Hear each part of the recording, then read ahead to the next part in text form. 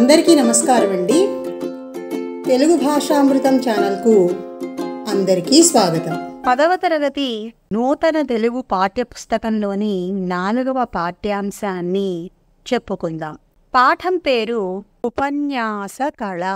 ఉపన్యాసము అనేది కళ. ఇది రూపక సమాసము. చక్కగా సభలో మాట్లాడగలగడమే ఉపన్యాసం. అది ఒక గొప్ప కళగా మనకి పాఠ్యాంశానికి శీర్షికగా ఇవ్వడం జరిగింది. ప్రక్రియ వచ్చేసి వ్యాసం. ఇతివృత్తం జీవన నైపుణ్యం. రచయిత్రి శ్రీ వాసిరెడ్డి సీతాదేవి గారు. మరి పాఠ్యాంశంలోనికి వెళ్ళబోయే ముందు చదవండి, ఆలోచించి చెప్పండిలో ఉన్నటువంటి విషయాన్ని గురించి చూద్దాం. మనసులోని భావాన్ని ఎదుటివారికి తెలియచేసే మాధ్యమం మాట. మాటకున్న శక్తి గొప్పది. అది అవతలి వారిని మెప్పించగలదు, నొప్పించగలదు, ఆపదల నుండి తప్పించగలదు. మాట మరీ మితంగా ఉండకూడదు, అలా అని అమితంగా కూడా ఉండకూడదు. ఆచి తూచి మాట్లాడటం అంత సులభమేమీ కాదు. అందుకే మాట్లాడబోయే ముందర మాటలను మనసుతో జల్లించి బయటకు ప్రకటించమని చెప్తోంది ఋగ్వేదం. మధురమైన మాటతో ఎవరినైనా ఆకట్టుకోవచ్చు అంటాడు ప్రఖ్యాత కవి తులసీదాసు. భౌతికమైన అలంకరణలు ముఖ్యం కాదని, వాగ్భూషణమే అసలైన అలంకారం అంటాడు భర్తృహరి. చక్కగా మాట్లాడటం ఒక సద్గుణం. ఇది హనుమంతుడి దగ్గర పుష్కలంగా ఉందని రాముడే స్వయంగా చెప్పాడు. చక్కగా మాట్లాడటం వల్ల స్నేహితులు పెరుగుతారు, బంధువులు ఆనందిస్తారు, అనుబంధాలు పెరుగుతాయి, అనురాగం పెంపొందుతుంది, కీర్తి ప్రతిష్టలు పెరుగుతాయి. మాట్లాడటం ఒక కళ. శబ్దశక్తి తెలిసిన వానికే ఈ కళ కరతలామలకమవుతుంది. మాటకారి అందరికీ ఆప్తుడు అవుతాడు. ఇది ఒక పత్రికలో వచ్చినటువంటి వార్త. చక్కగా మన మనసులో భావాన్ని ఎదుటివారికి తెలియజెప్పేటందుకున్నదే మాట. ఆ మాటలు చాలా శక్తివంతమైనవి, పదునైనవి. అది ఎదుటివారిని మెప్పించగలదు, నొప్పించగలదు, ఆపదల నుండి తప్పించగలదు అని మాటకున్నటువంటి గొప్పతనాన్ని గురించి అద్భుతంగా ఈ పేరాలో చెప్పబడింది. ఇక్కడే కొన్ని ప్రశ్నలున్నాయి. ప్రశ్నలు చూద్దాం. మొదటి ప్రశ్న, మాట మహిమ ఎటువంటిది? మాట చాలా పదునైనది. అది ఎదుటివారిని మెప్పిస్తుంది, బాధ కలిగిస్తుంది.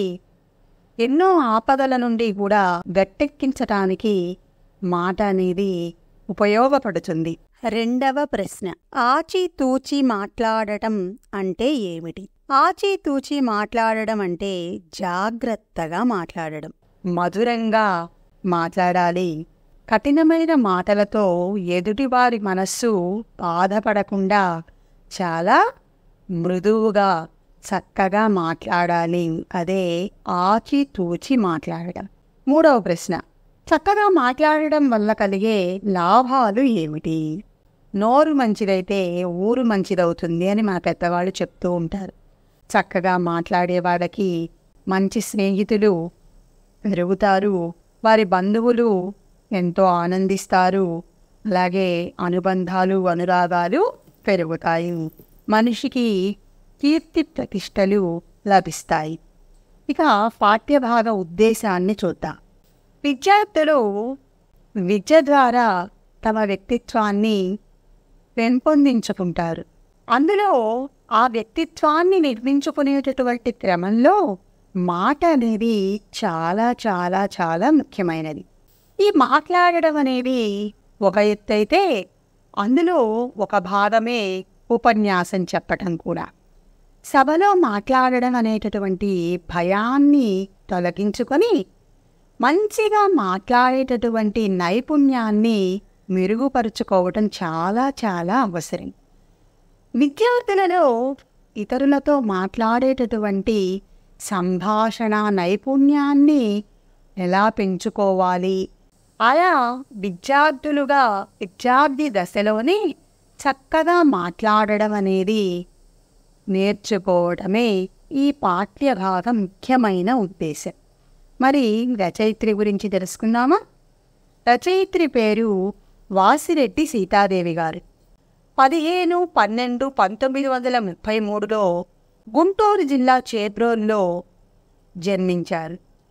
13/4/2007లో మరణించడం జరిగింది. వీరు నాగపూర్ విశ్వవిద్యాలయం నుంచి ఎంఏ చదివారు. 100కు పైగా కథలు రాశారు. 39 నవలలు కూడా రచించడం జరిగింది.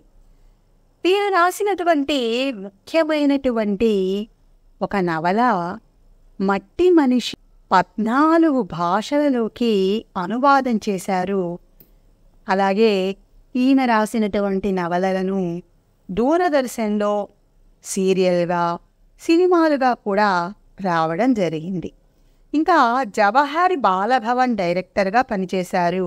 ఆంధ్రప్రదేశ్ సాహిత్య అకాడమీ పురస్కారం 5 సార్లు అందుకోవడం జరిగింది. ఈమెను ఆంధ్ర పేర్లబక్ అని పిలుస్తారు. ప్రస్తుతం ఈ ఉపన్యాస కళ అనేటటువంటి మన పాఠ్యాంశం వీరి సాహిత్య సామాజిక వ్యాస సంపుటి నుండి తీసుకోవడం జరిగింది.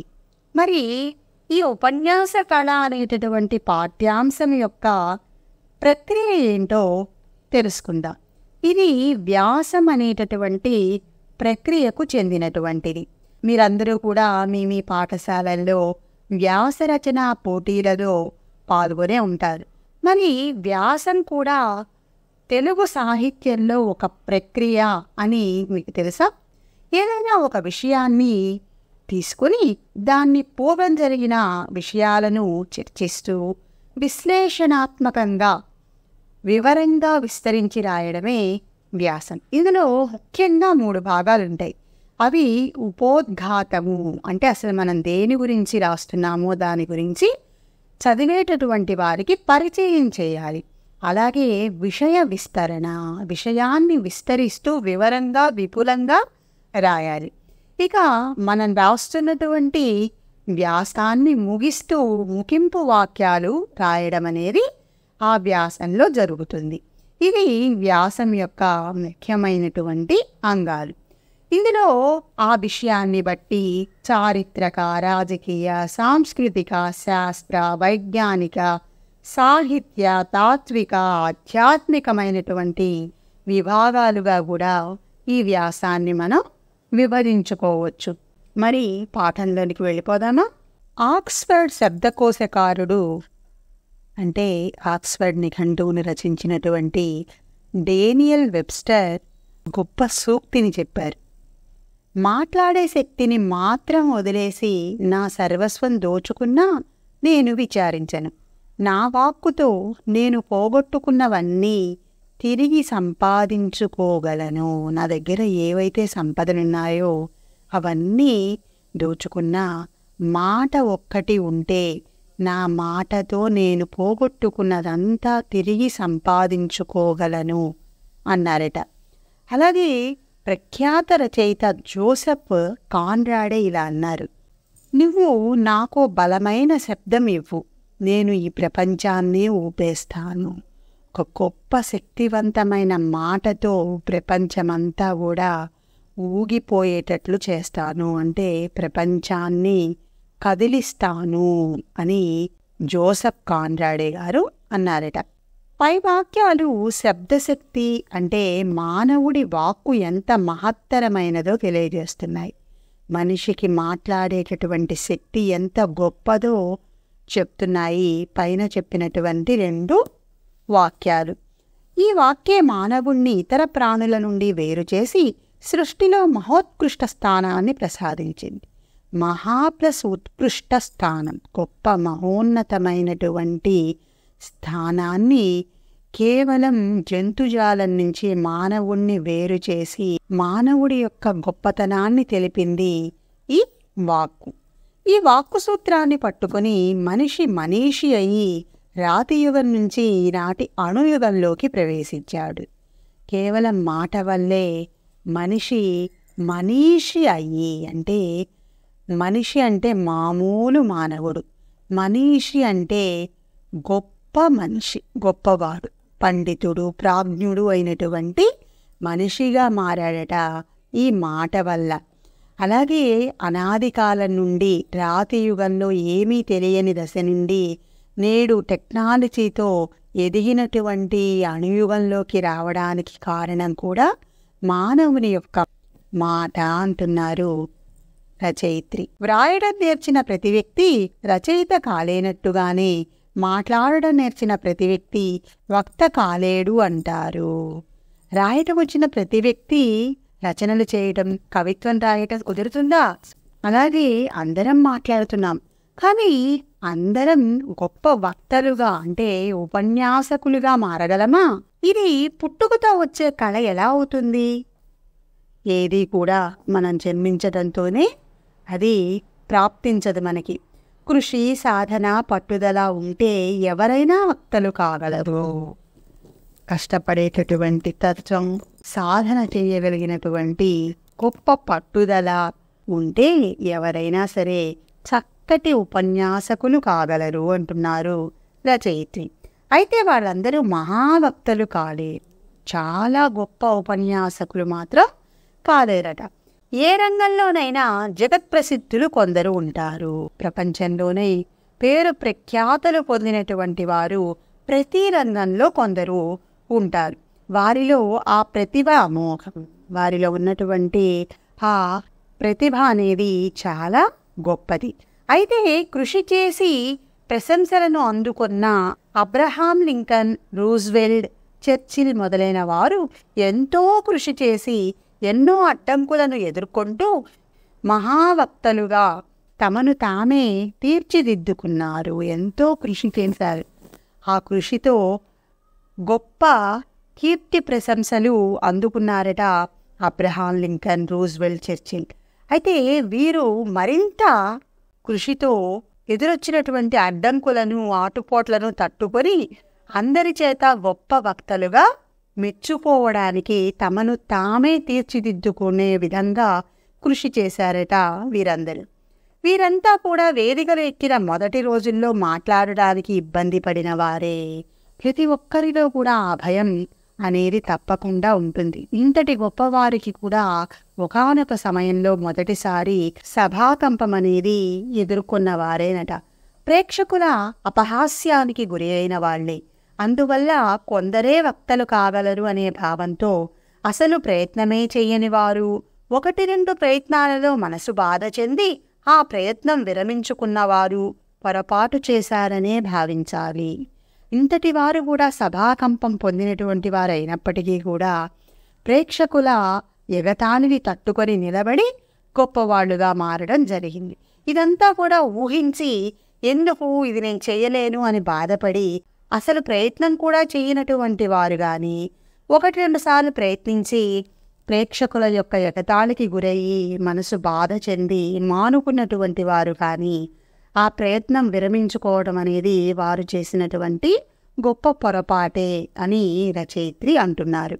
ఆ నిజం చెప్పనా, ఎలాగోలా జనం ముందు మాట్లాడటం అలవాటు చేసుకున్నాను. ఎన్నోసార్లు జనం ముందు ఇబ్బంది కలిగించే పరిస్థితులకు గురయ్యాను. దాంతో పట్టుదల పెరిగింది.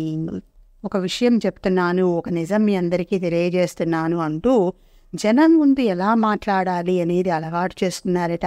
ఎన్నోసార్లు జనం మధ్యలో, జనం ముందు మాట్లాడేటటువంటి సందర్భంలో వారు ఎంతో ఇబ్బందిని కలిగించారట. దాంతో తనలో ఇంకా ఎక్కువ పట్టుదల కలిగిందట. ఎలాగైనా సరే గొప్ప వక్త కావాలని నిర్ణయించుకున్నారట. దాంతో చాలా శ్రమించి మాట్లాడగల శక్తి ప్రతి మానవుడికి ఉంది. ఆ వాక్కును నేను సానబట్టాను, చివరకు అనుకున్నది సాధించాను. మాట్లాడే శక్తి ప్రతి ఒక్క మానవుడికి ఉంది. ఆ శక్తికి ఇంకొంత పదును పెట్టి చక్కగా మాట్లాడేటటువంటి నైపుణ్యాన్ని అలవరుచుకోవడం వలన చివరికి అందరి ముందు చక్కగా మాట్లాడేటటువంటి స్థితికి చేరుకుని అనుకున్నది సాధించారట. ఈనాడు గొప్ప వక్తగా నాకు గుర్తింపు వచ్చింది. ఈ మాటలన్నది ఎవరో కాదట, ప్రపంచం గొప్ప వక్తగా గుర్తింపు పొందినటువంటి చర్చిల్ మహాశయుడే ఈ మాట అన్నారు. అంటే ప్రతి ఒక్కరిలో కూడా ఉన్నటువంటి ఆ భయం అనేది తొలగించుకోవడానికి ప్రయత్నం చేసి తద్వారా అనుకున్నది సాధించడం అనేది మనలోనే ఉంటుంది. చర్చిల్ వక్తగా గుర్తింపు పొందాక కూడా చాలా కాలం వరకు మాట్లాడవలసిన విషయాన్ని మననం చేసుకునేవారు. ప్రపంచవ్యాప్తంగా తనకంటూ గొప్ప వక్తగా గుర్తింపు పొందినప్పటికీ కూడా ఆ తర్వాత కూడా తాను జనంలో ఏం మాట్లాడబోతున్నాడు అనే విషయం తన మనస్సులో ఎప్పుడూ నెమరు వేసుకునేవారట. అద్దం ముందు నిలబడి మహాసభలో జనం ముందు నిలబడి మాట్లాడినట్లే తన గదిలో ప్రాక్టీస్ చేసేవారు. అద్దం ముందు నిలబడి తాను జనం ముందు ఏం మాట్లాడబోతున్నాడు అనేది తాను జనం మధ్యలో జనం ముందు ఉన్నట్లుగా ఊహించుకుంటూ ముందుగానే ప్రాక్టీస్ చేసుకునేవారట.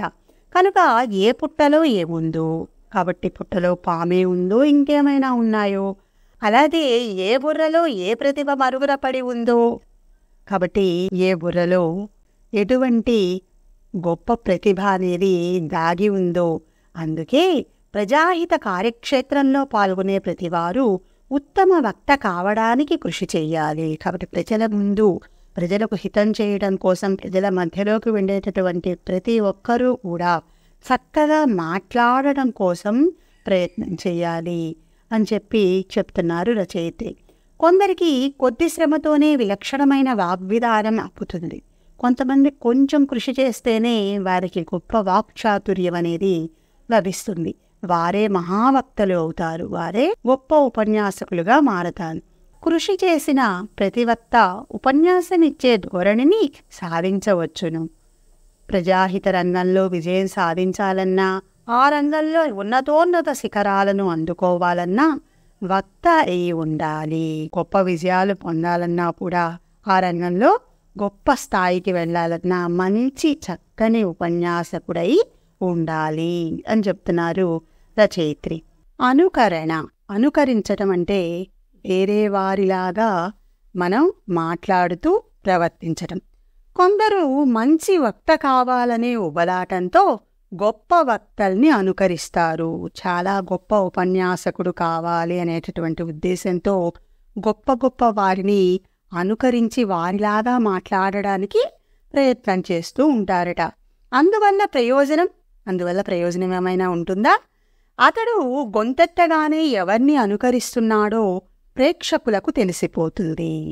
ఆ వక్త అనుకరిస్తూ మాట్లాడడం మొదలుపెట్టగానే వారు ఎవరిని అనుకరిస్తూ మాట్లాడుతున్నారో వింటున్నటువంటి వారందరికీ అర్థమైపోతుంది. అంతే, సభలో కలకలం ప్రారంభం అవుతుంది.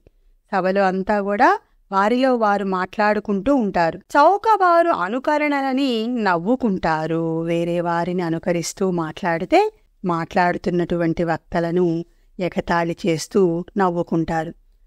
అసలే నకిలీయే కదా. ఎప్పుడూ కూడా ఇతరులను అనుకరించడం అనేది మంచిది కాదు. అసలు వ్యక్తిని మనం గొప్పగా అభిమానిస్తాము అంతే తప్పించి నకిలీలను ప్రోత్సహించం కదా. మనంగా ఉన్నప్పుడే మనకు ప్రత్యేక స్థానం ఉంటుంది. ఎప్పుడైనా సరే మన గుర్తింపు, మన గొప్పతనం అనేది మన యొక్క ప్రతిభ ఆధారంగానే లభించాలి. అప్పుడే మనకంటూ కూడా ఒక ప్రత్యేకమైనటువంటి స్థానం లభిస్తుంది. అత్యంత నైపుణ్యంతో చేయబడి అచ్చంగా గులాబీ పువ్వే అనే భ్రమ కలిగించే కాగితం పువ్వులో గులాబీలో ఉండే సుగంధాన్ని నింపగలమా?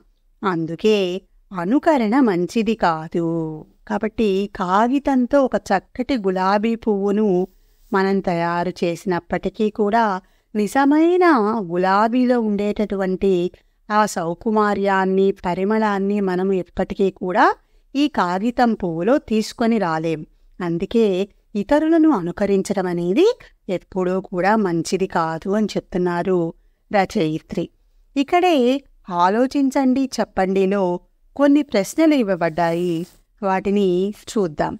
మొదటి ప్రశ్న, మనీషికి తేడా ఏమిటి? మనిషి అంటే సాధారణమైనటువంటి మానవుడు మనందరం.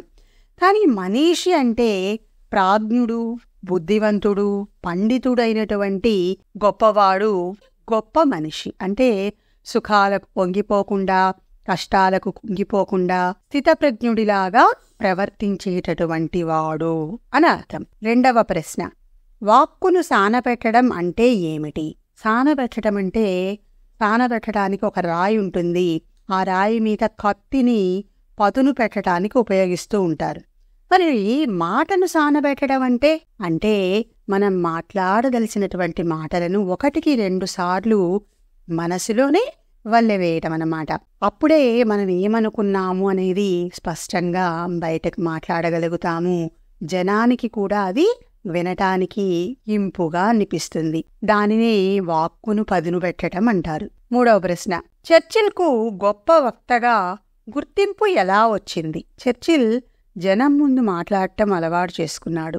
ఎన్నోసార్లు ఇబ్బంది కలిగేటటువంటి పరిస్థితులు ఏర్పడినప్పటికీ కూడా తాను ఎంతో పట్టుదలతో శ్రమించి గొప్ప ఉపన్యాసకుడు కావాలని దృఢంగా కోరుకున్నారు. దానికోసం చాలా కష్టపడ్డారు చర్చిల్. అలా వాక్కును సానబెట్టి చివరకు తాను అనుకున్నది సాధించగలిగారు చర్చిల్ మహాశయుడు. ఈ వీడియో మీకు నచ్చినట్లయితే లైక్ చేయండి, షేర్ చేయండి. మీ అమూల్యమైన అభిప్రాయాలను కామెంట్ల రూపంలో తెలియజేయండి. అందరికీ ధన్యవాదాలు.